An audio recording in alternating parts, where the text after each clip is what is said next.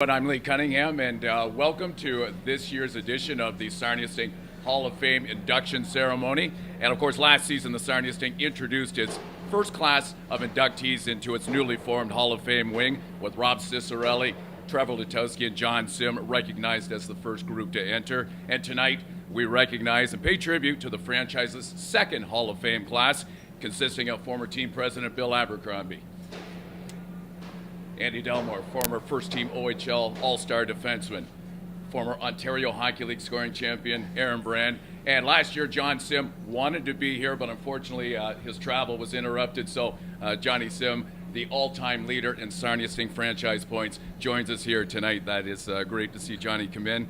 And, this induction, I think, further fosters and recognizes the Sting's reflection of its past, now 30 years in the making.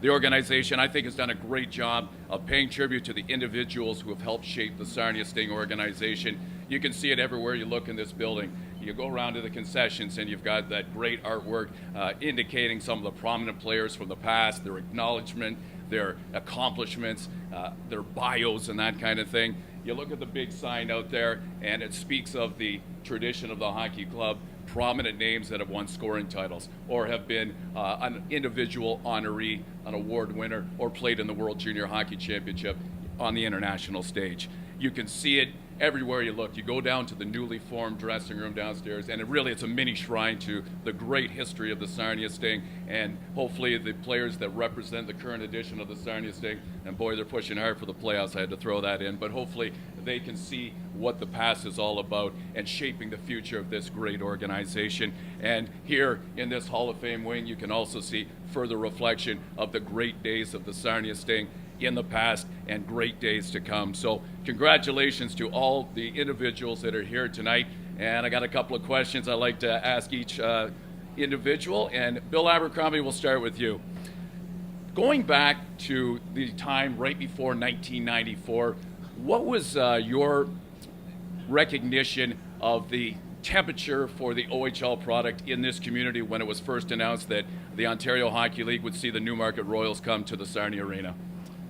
Well, I remember it very well, how everybody was excited to see OHL hockey. I remember they were taking lists for season tickets, and because we were only in the Sarnia Arena, which was 2,700, I think it was? Yeah. So I remember going over to Rob Cicerelli's office with the name of like 65 of my friends and family that wanted season tickets, and in no time it was sold out.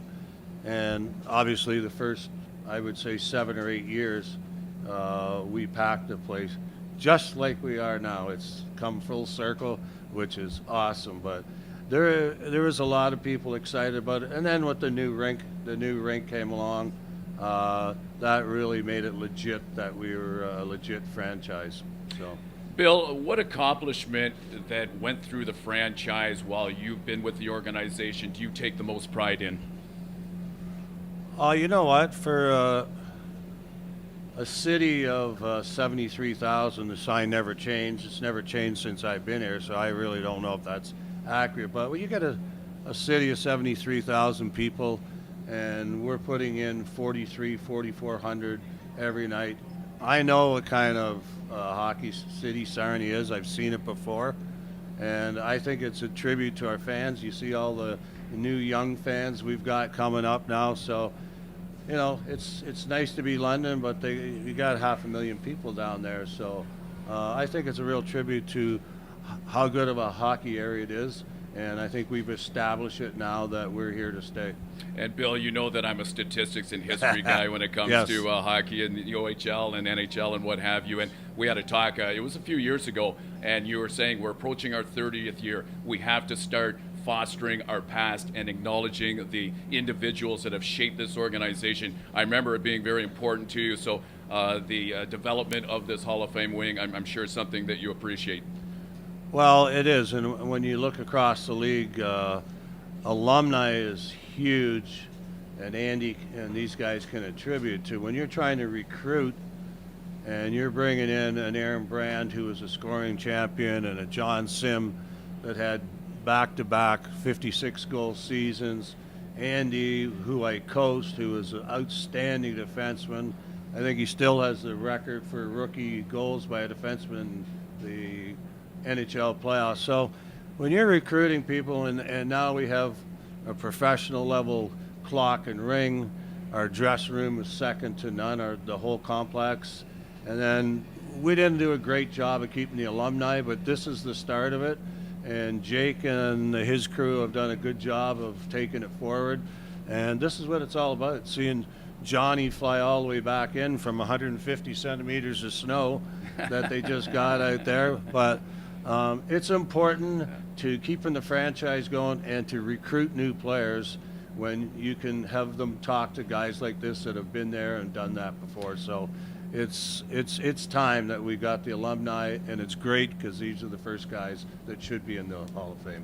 Andy, we had a conversation not that long ago talking about your induction, and when you first came to Sarnia and entered Sarnia Arena, and Bill kind of reflected on the packed houses in now Pat Stapleton Arena. You guys were basically rock stars in this town. I remember it very, very well, and you had to have appreciated that each and every night when you stepped on the ice and you were just treated like royalty.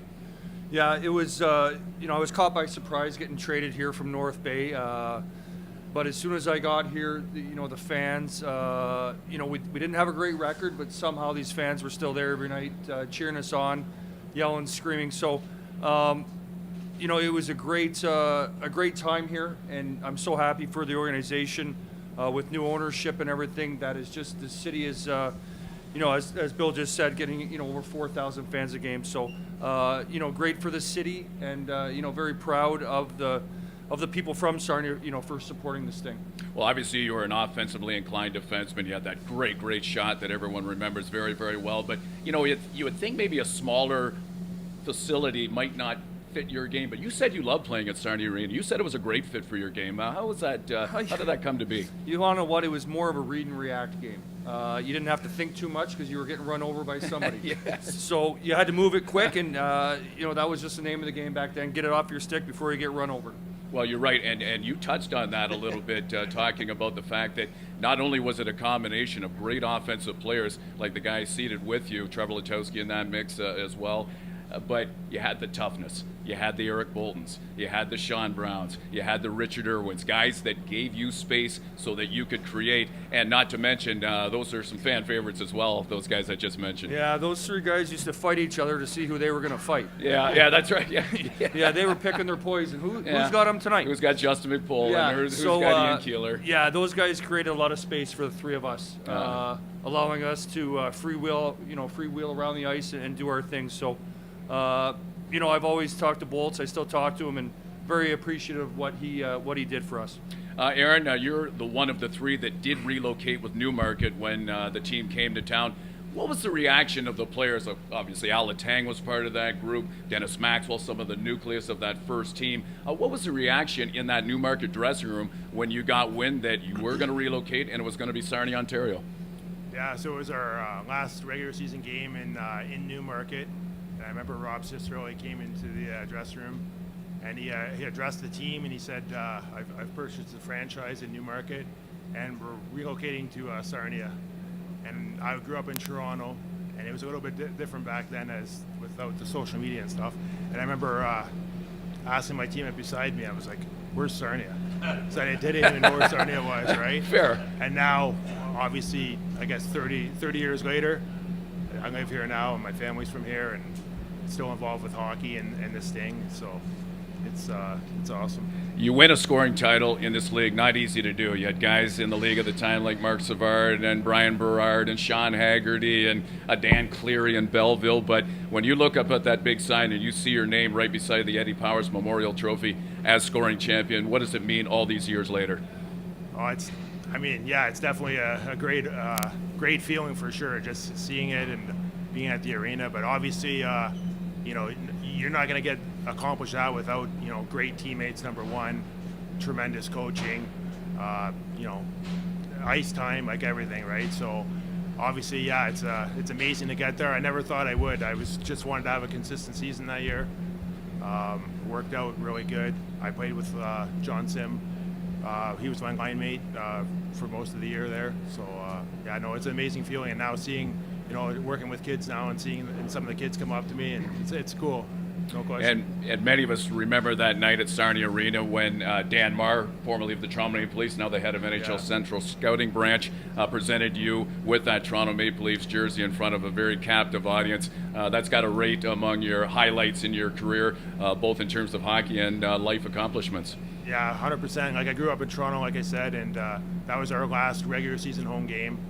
And to be able to sign a pro contract is a dream come true, really. And to do it, with my teammates, and Dan Marr was there from the Leafs, and I think my agent was there, my family was there, and the fans of Sarnia, right? Because really the fans make it.